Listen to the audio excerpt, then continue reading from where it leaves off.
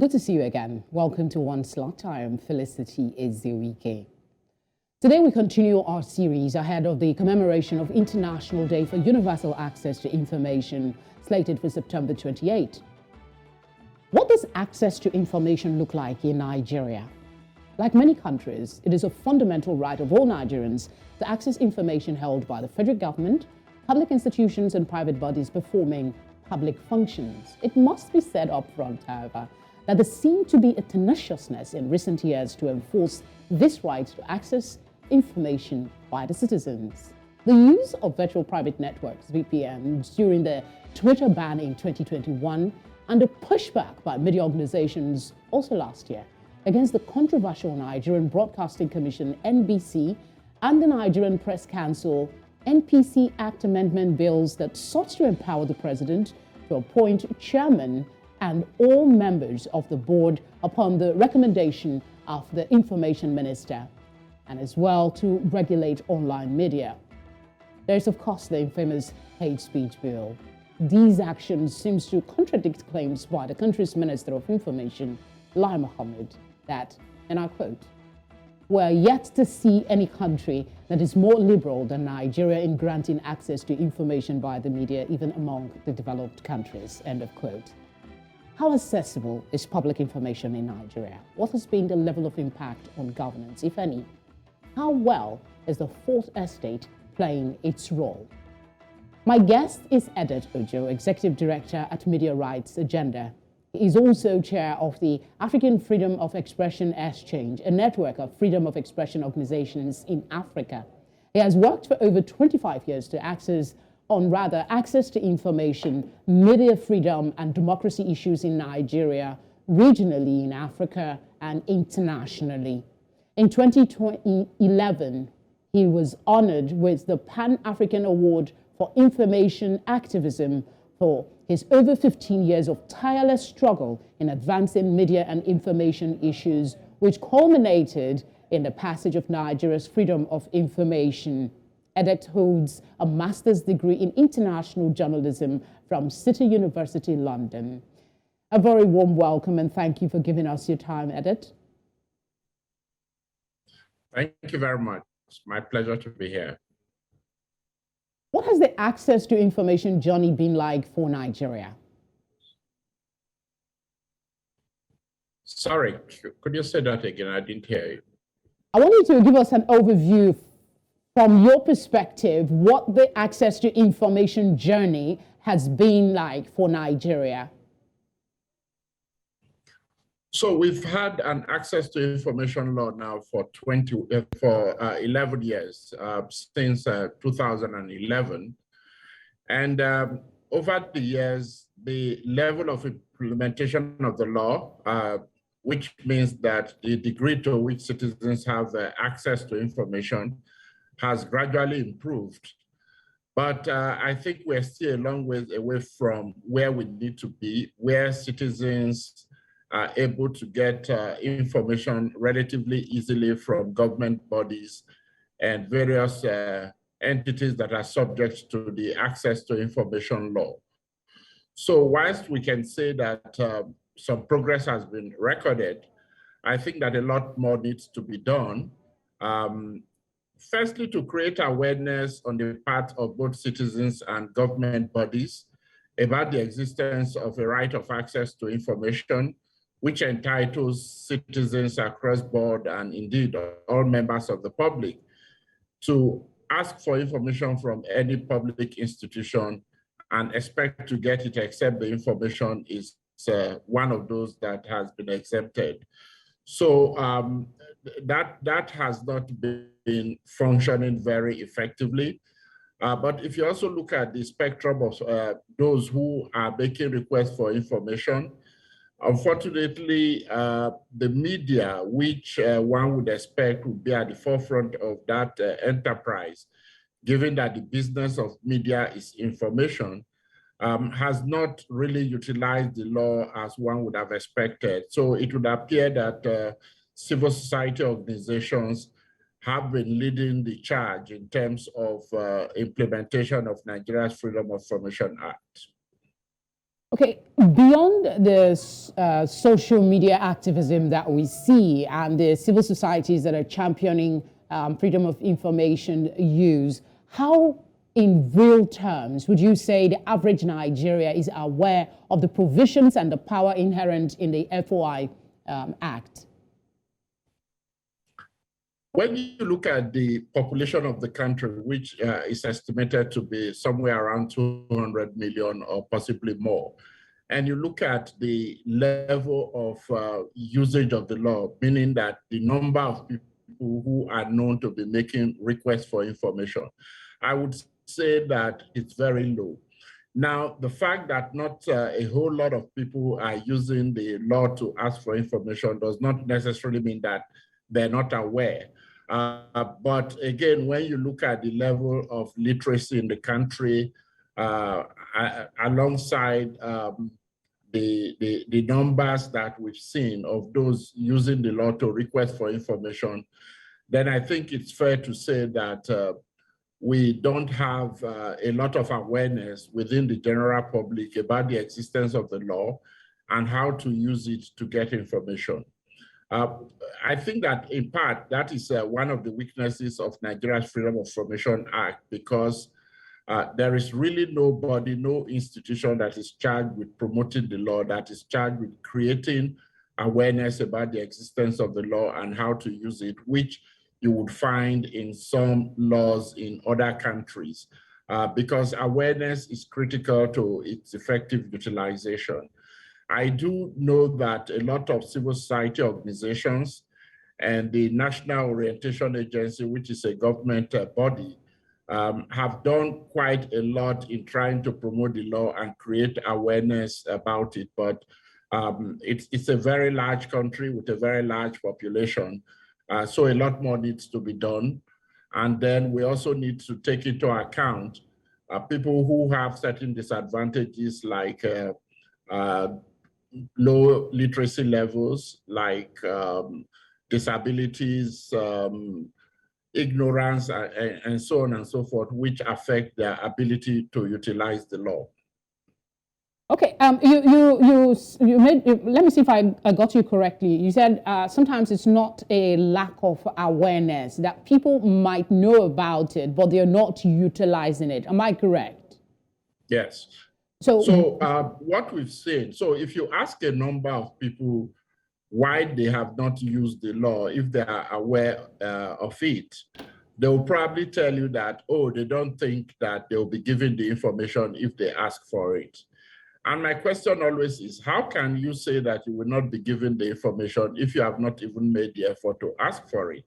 So there is an assumption, which I think arises from a distrust in government, that despite the requirements of the law and its mandatory provisions for information to be disclosed, there is this lack of trust that makes a lot of people who are aware of it to think that even if they use the law to apply for information, it's unlikely that their right to information would be respected.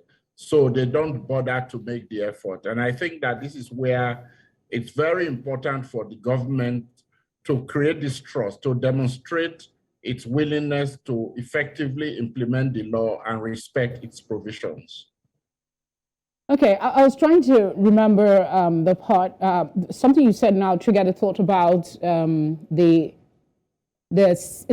seeming culture of gagging the media, like it's part of the government system. But we'll get to that in a bit. I want to take you on, it's still related, I want to take you on the law is there. There's some level, there is awareness, and then we read in the media that, you know, requests are being made. But what will be, in your candid assessment, the impact of the Availability of Access to Information Act on governance in Nigeria?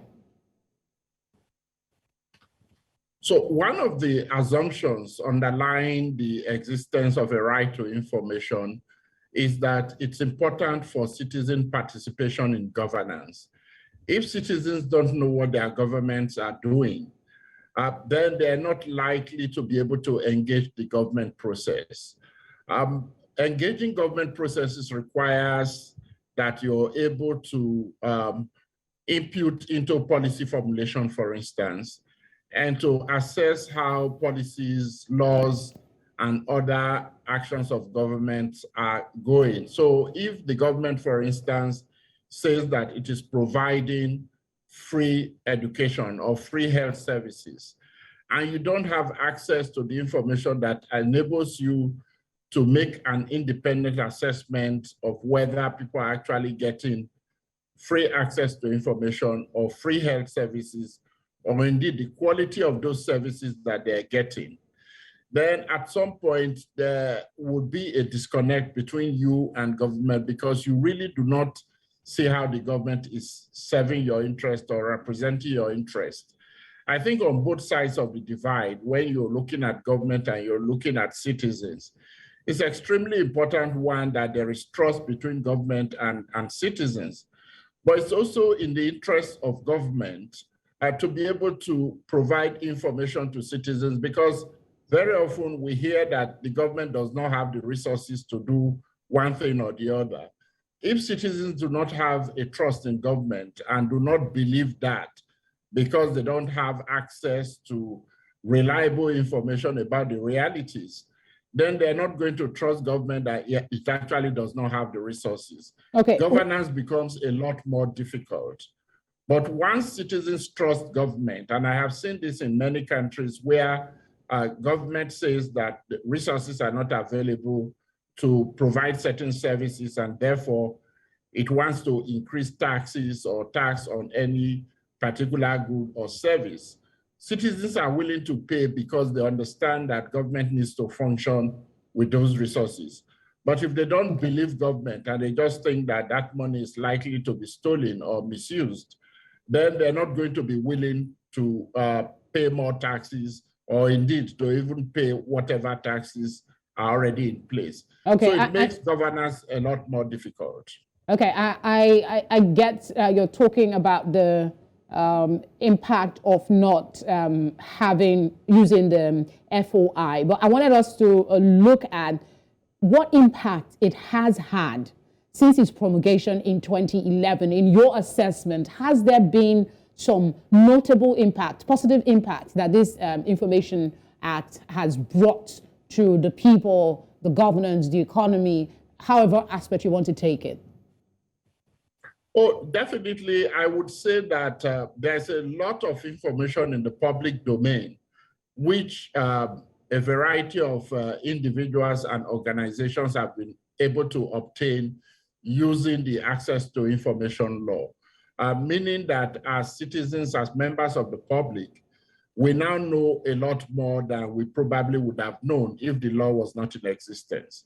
Now, having said that, the law is not self-implementing and it's not self-enforcing. So if you look at those sort of individuals and groups that are using the law for anti-corruption purposes, that are trying to reveal information about abuse of office, about corruption, about misuse of public funds, and so on, a lot of that information is coming out. But when those who should act on the information are not acting, then it would appear that we don't see the impact. So when either media organizations or civil society organizations use the Freedom of Information Act to reveal misappropriation, corruption, stealing of public funds, but those are not followed up upon by the agencies that need to take action, then that information by itself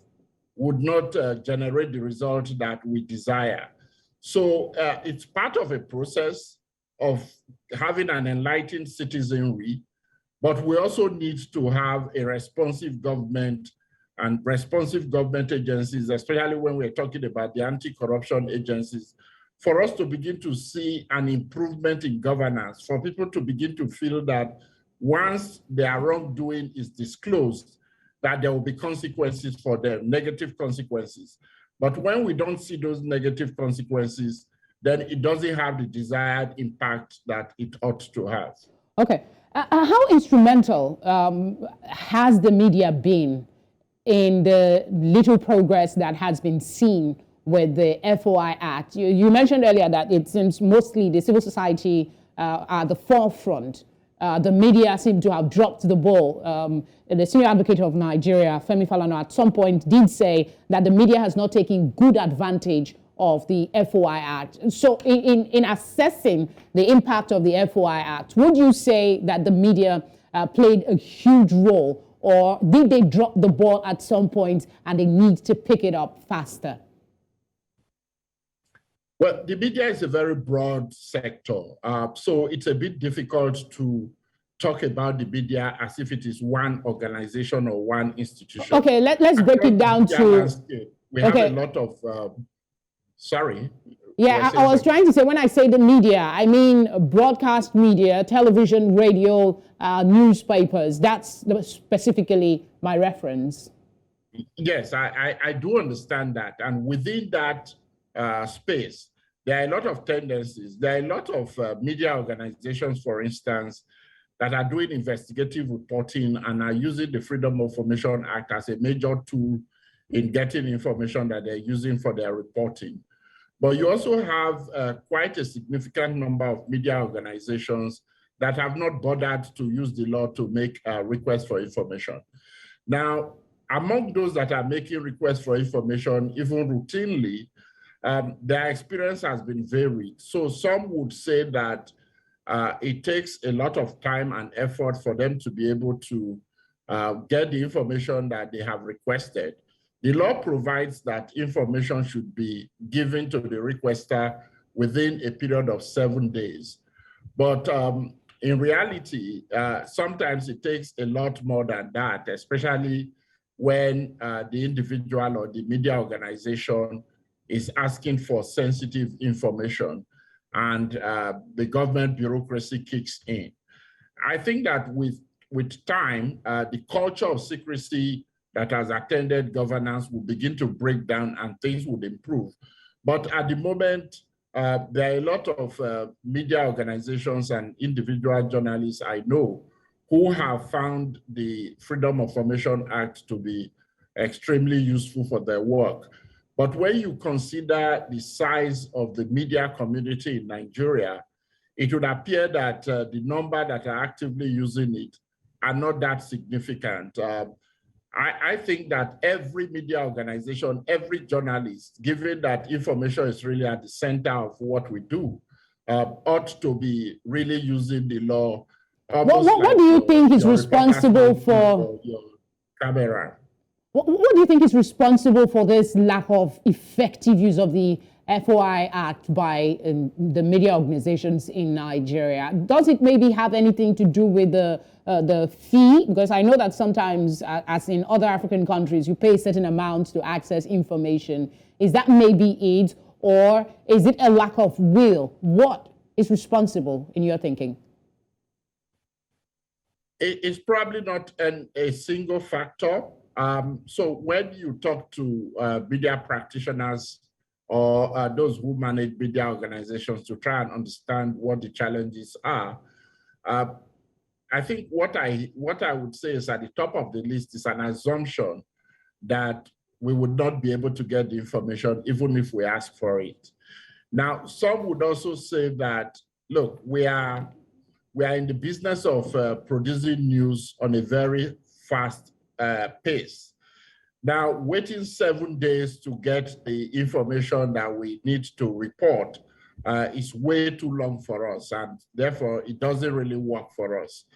But you know, typically those who do investigative reporting will tell you that it is not something that you get information today to report tomorrow.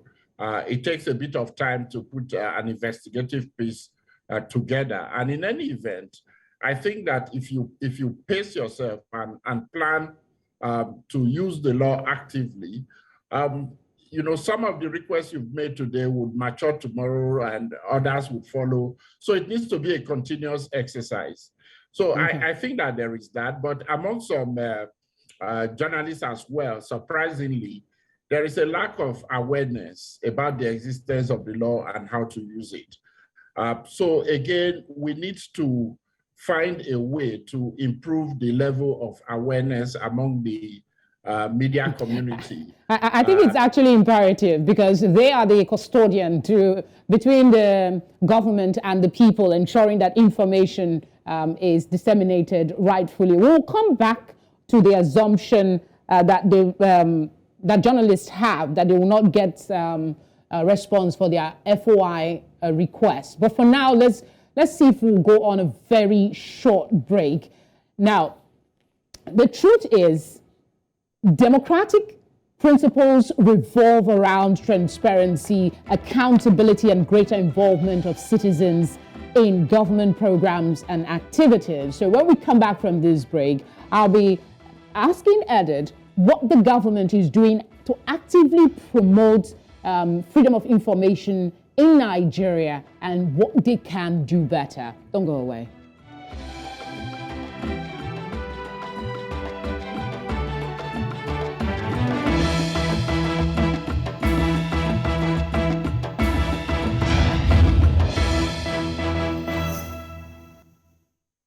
Thank you for staying with us. We still have Mr. Edet Ojo, the ED at Media Rights Agenda, with us in one slot. In my intro, I mentioned a statement credited to the Nigeria's Minister of Information, Lai Mohammed, and it was made during the Twitter ban in November of last year. So I want to ask Edet, how truly liberal is Nigeria in granting access to information?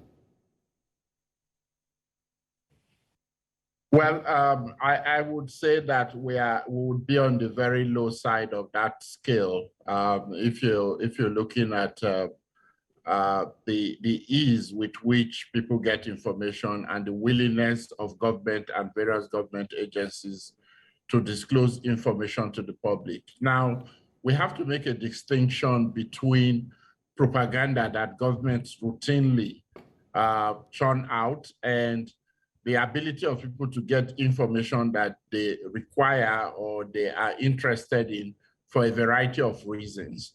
Obviously, governments set up structures to give people information that makes them look good. That's what the Ministry of Information exists for. And unfortunately, a lot of media entities that are government-owned or government-controlled become part of that machinery for providing people with information that is often propaganda.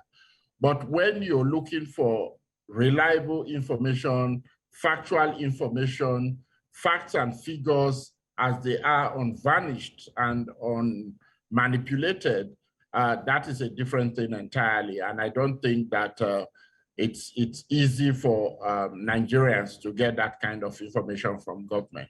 So if I infer correctly, you're saying it's all smokes and mirror from the Nigerian government when it comes to access to information. Yes. Okay.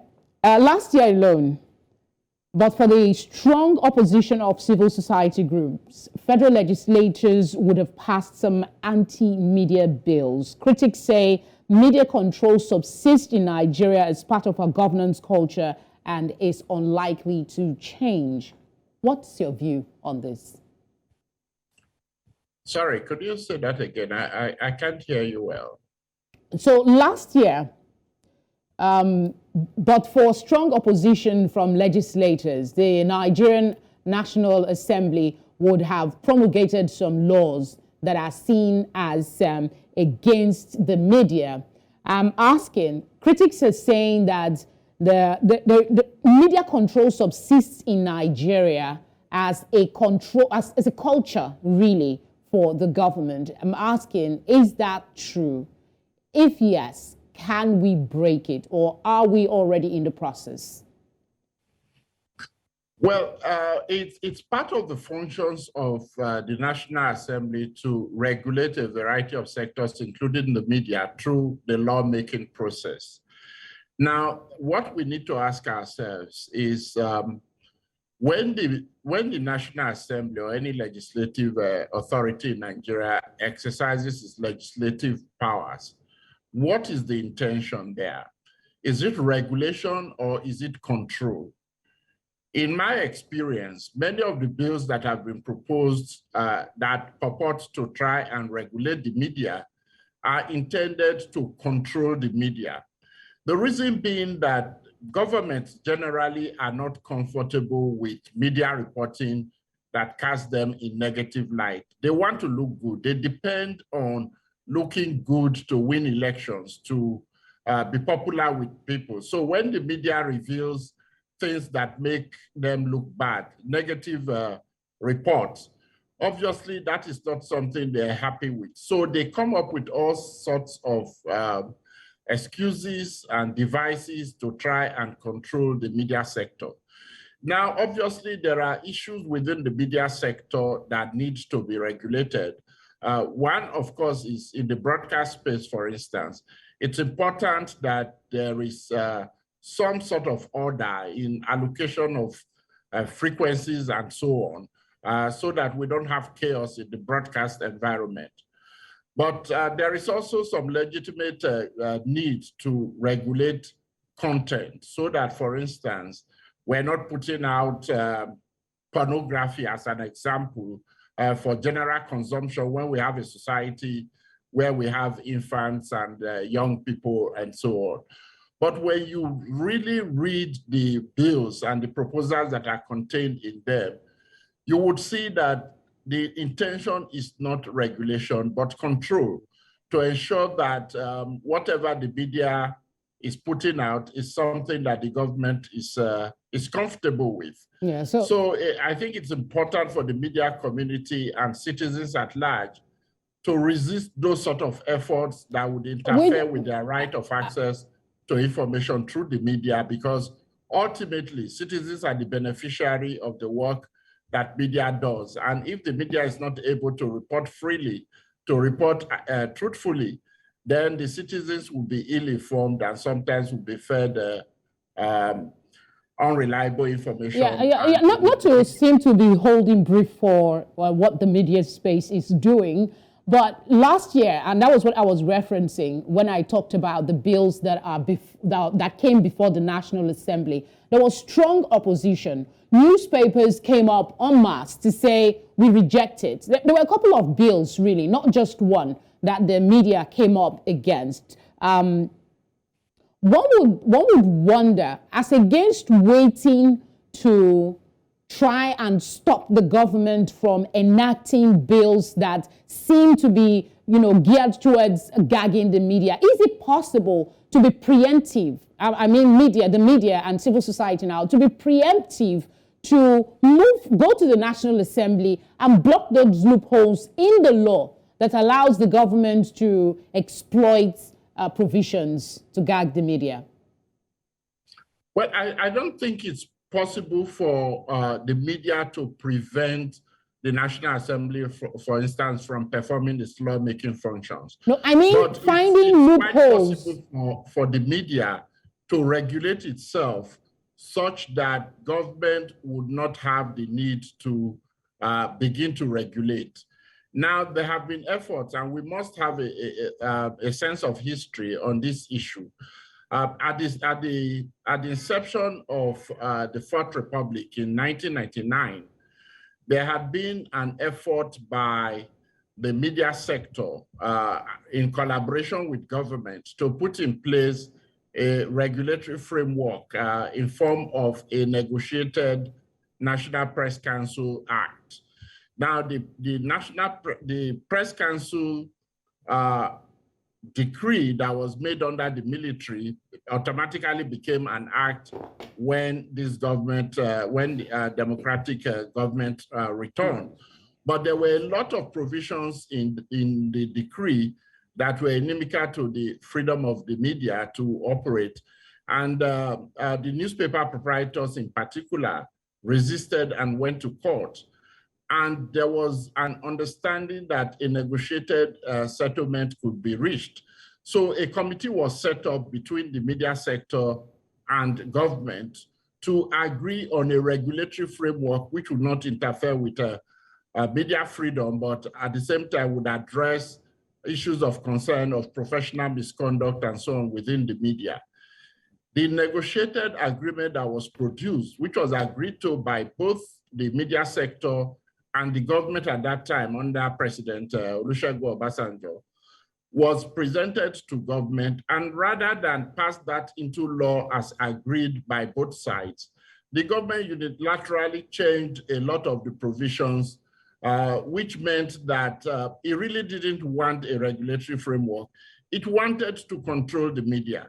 So the case returned to court, and it's been in court since then, and it's now pending at the Supreme Court. That whole process has incapacitated the Press Council because of this litigation that has been on now for over 20 years. The Press Council has not been able to function effectively as a body dealing with professional misconduct within the media. But some years ago, the Newspaper Proprietors Association established a media ombudsman to which members of the public could direct complaints of professional misconduct to. This body, which had overseen it, Justice Onolaja, a retired justice of the Court of Appeal, was hardly used. People did not really make complaints. So for the most part, it was idle. He really didn't have a lot of work to do. So there are a lot of things that are involved. If we actually agree that we want to regulate, the media understands the professional standards. Governments and politicians do not necessarily understand professional standards for the media sector. They just want to control. We can do the enlightenment to say, look, these are the professional standards. We are guided by these standards. And government can say, okay, we're concerned about A, B, C, D. How do we address those concerns? And together they can find a workable solution. But where the intention of government is not to regulate, but to control, then that workable solution becomes extremely difficult. And we've seen it time and time again when broadcast stations, radio, television in Nigeria report things that the government does not like. They are fined, licenses are suspended, and so on and so forth. So, I mean, it's clear really that the intention is not to address low professional standards or even professional misconduct, but really to exercise control. Okay, what do you think is responsible for government's seeming inability to see the gains of transparency and accountability in governance via improved access to information? Because you talk about control. Some say this could be fear. Sorry, you asked what I see about what? Okay, so I'm trying to find out from you what you think is responsible for government's seeming inability to see all the gains, because open government transparency allows improvement in service delivery. So I'm asking you, what do you think is responsible for government's inability to see the inherent good of access to information for the people? Well, it's sort of ironic because you would expect that any government that truly believes that it is performing well, it is doing its job very well, would want its activities to be really reported as much as possible. But when you are performing badly, you don't want to be doing that under public glare. So, I mean, if we look around our country, really, I mean, whether you're looking at the state of infrastructure, you're looking at service delivery, various services. We can talk about education, for instance, where tertiary education in Nigeria has really just been grounded for the better part of a year. You're looking at the state of health services. You're looking at our roads. You're looking at electricity supply, which, you know, in this country, you really wonder whether there's anything called electricity supply. No government would really like truthful and accurate reporting of that level of performance because it will never make the government look good. So when we talk about transparency and accountability, it's really opening up yourself. Firstly, in a proactive manner, letting people see what you're doing. But the accountability part is allowing people to be able to ask questions, hold you responsible for your performance or lack of it. The government does not want to be held responsible for its poor performance or lack of performance. So where does the citizens come in? What role are we playing? Because they might not want it, but it is the ideal thing. It is the right thing to do. People need access if we are to grow and develop, you know. So when do we come in? What can we do? Are we doing what we should be doing? Let's be specific now with the fourth estate, the media. Well, so that's part of where I think that the media needs to up its game. We have not been able to sufficiently enlighten the citizenry about their role in governance. So we've emerged from a culture of military rule where we are simply not wired to challenge government. And many people continue to believe that that is the norm, that, you know, as an ordinary citizen, you really should not challenge government. And for those who challenge government, and I'm sure that even in your own job of reporting, when you do a strong critical report of government, members of your family would call you and say, what is wrong with you? Please be careful. You are endangering yourself and so on and so forth. That is so true. So that kind of societal pressure that arises from a lack of understanding that the role of citizens is to hold their government accountable. Because the Constitution says that for the media exists primarily to uphold the responsibility and accountability of government to the people.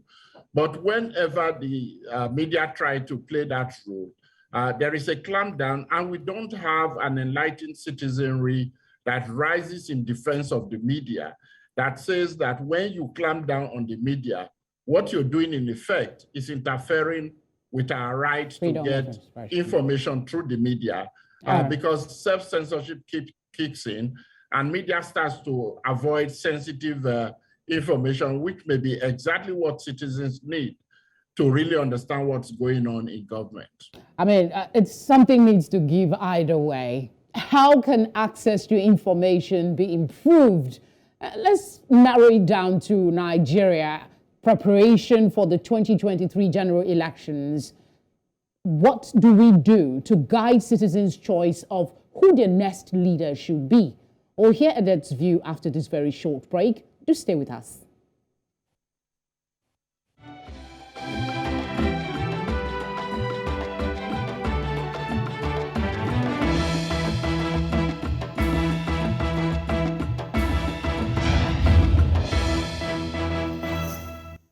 The much talked about 2023 elections in Nigeria is very near. Campaigns will soon kick off.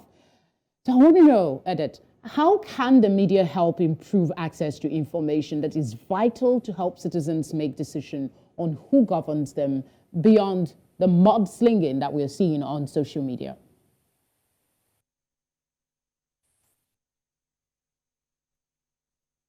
Edet, did you hear my question? Okay, I think your audio is off. See if you can unmute it. Can you hear me now? Yes, I can hear you. Can you hear me? Yes, I can now. Did you get my question, or should I repeat it? I got the question. Okay, go ahead then. So the electoral process is really at the core of democratic practice in many countries, including in Nigeria. And I think that our ability to make choices in terms of political parties and candidates is key to improving governance in Nigeria. And I think that the media has a key role to play in that. So I would identify the various roles that the media can play in the electoral process. Firstly, to encourage citizens to participate in the process, because we have a large number of citizens that are not really participating in the electoral process. They don't vote, and therefore only a minority of the citizens are determining who leads the country. And the the choices that the minority makes might not really be in the best interest of the majority.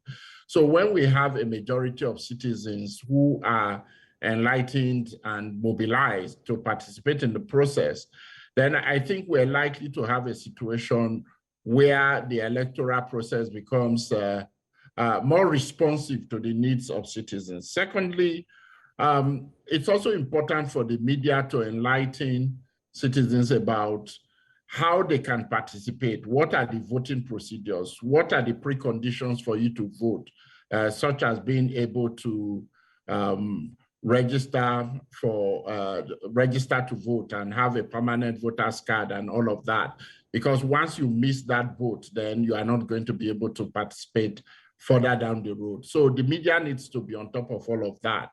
But in terms of making choices out of those candidates that are available, I think that this is really a key role that the media should play in being able to look at the policies and programs that are being put forward by the political parties and their candidates, being able to x-ray the track records of the candidates who are putting themselves forward for election. Can they be trusted? Have they in the past done what they promised to do? Whether they've worked in government or worked in private sector or in other sectors, what was their performance records? So this requires a lot of engagement of the political and electoral process by the media so that citizens have adequate information to be able to participate and to make the right choices. But it would appear that over the years, we have not been able to really overcome whatever challenges are in our electoral process, such that, you know, we continue to grapple with the basics of just having the election done right and the will of the people respected at the end of the process. Many times we hear that the court is the last hope of the common man, because at the end of the day, what we're looking for is the way forward. In what ways can the courts better serve the enhancement of access to information? Because sometimes you talked about the MP, the Press Institute case, Press Council, I beg your pardon, a case that is still in court. So in what ways do you think the court can help improve enhancement of access to information? Well, one of the ways, first of all, is the speedy dispensation of justice. So under the Access to Information Law, courts are required to summarily deal with cases arising from the Act in order to render their decisions speedily. And we can discuss the details of what summary procedure means. But I have had engagement with judges where I presented them with their own record of the time it's taking them to dispense with cases. In one particular case, for instance, it took over 4 years from the date the case was filed to the date judgment was given in the court of first instance. I'm not talking of the appeal process. Now, somebody who is looking for information and expects to get it within 7 days, doesn't get it, goes to court, and is in court for 4 years, it's not going to be motivated to use the law. So judges need to be able to deal with cases expeditiously. And I have asked the question, there's not a whole lot of evidence before the court. So all that is before the court is a letter of request for information, and either a reply from the public institution saying, no, we are not giving you, or silence. That is not a lot of evidence to take years for the court to wade through. All the court needs to do is look at that request and say, does it fall within the law? If it's a request that is legitimately made within the law, it shouldn't be difficult for a court to say you are ordered to disclose the information. How can that take years to deal with? I really find it extremely difficult to understand. So it's important that the judiciary and the bodies responsible for overseeing the judiciary deal with this question of the speed with which cases are determined. I know that there are some complex cases, but this certainly is not one of those cases because there's very little material before the court to wade through. So it really shouldn't take a whole lot of time. Then, of course, we also need to ensure that our judges, many of whom have come through the civil service, have imbibed the culture of secrecy that is in government, also often do not appreciate the need for members of the public to have access to information. Okay, in the interest of time, I'm sorry to cut you off. In the interest of time, there's a specific question I would like your response to. But let me quickly correct something I said earlier. I said Nigeria Press Institute, actually meant Nigeria Press Council, as referenced earlier in this conversation. So what I'd like to know is, for the avoidance of doubt, what is the downside to a nation whose citizens don't adequately utilize the Freedom of Information Act where it is available? The downside is that you have citizens who are largely ignorant. I mean, these days we're talking about knowledge societies where people are making decisions about their lives, about their careers, about their country, about governance on the basis of information and knowledge. Where that does not exist, you have citizens who are largely just ignorant, even where they are literate. And therefore, that society is unlikely to make much progress, if any. We must move our country to become a knowledge society. And information is at the heart of knowledge societies. All right, Mr. Edet, I guess this is a good spot to say thank you very much for speaking with us. We're out of time. I still have more questions, but of course, time is not our friend. Thank you so much for sharing your wealth of experience with us. Thank you. It's my pleasure discussing this topic with you. Thank you. All right. In closing, I can only add as a reminder that on its own, the FOI Act is not a panacea. Its power remains in the utilization of its provisions. Nigerians and civil society groups must generate requests and actively use the law. It is also the responsibility of every citizen to seek to know and have a say on how he or she is being governed. As always, I appreciate your time with us and look forward to your company next week. Until then, be an active citizen in your country. Be aware.